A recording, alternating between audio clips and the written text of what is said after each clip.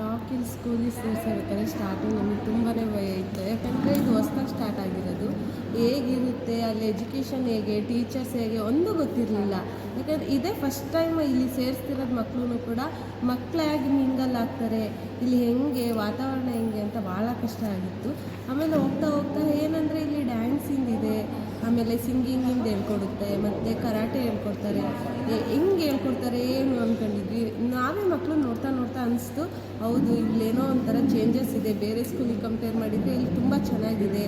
ಮತ್ತು ಟೀಚರ್ಸ್ ಕೂಡ ಮಕ್ಕಳ ಜೊತೆ ಮಕ್ಕಳು ಬಾಂಧವ್ಯ ಬೆಳೆಸ್ಕೊಂಡಿದ್ದಾರೆ. ಅಷ್ಟು ಚೆನ್ನಾಗಿ ಪಾಠ, ಲೆಸನ್ ಇರ್ಬೋದು, ಆ್ಯಕ್ಟಿವಿಟೀಸ್ ಇರ್ಬೋದು, ಸ್ಪೋರ್ಟ್ಸಿಂದ ಇರ್ಬೋದು, ಆ್ಯನಿವಲ್ ಡೇ ಏನೇ ಮಾಡಿದ್ರು ಹೊರ್ಗಡೆಯಿಂದ ಡ್ಯಾನ್ಸರ್ ಕರೆಸಿ ಇಲ್ಲಿ ಟ್ರೈನಿಂಗ್ ಕೊಡಿಸಿ ಮಾಡಿಸೋದಿರ್ಬೋದು. ಬೇರೆ ಇಂಥ ಸಣ್ಣ ಸಣ್ಣ ಸ್ಕೂಲಿಗೆಲ್ಲ ಬೇರೆ ಕಡೆಯಿಂದ ಖರ್ಚು ಮಾಡಿಸೋದೇ ಇಲ್ಲ. ಇಲ್ಲಿ ಅದು ವೆರೈಟಿಯಾಗಿ ಟ್ರೈ ಮಾಡಿದ್ದಾರೆ.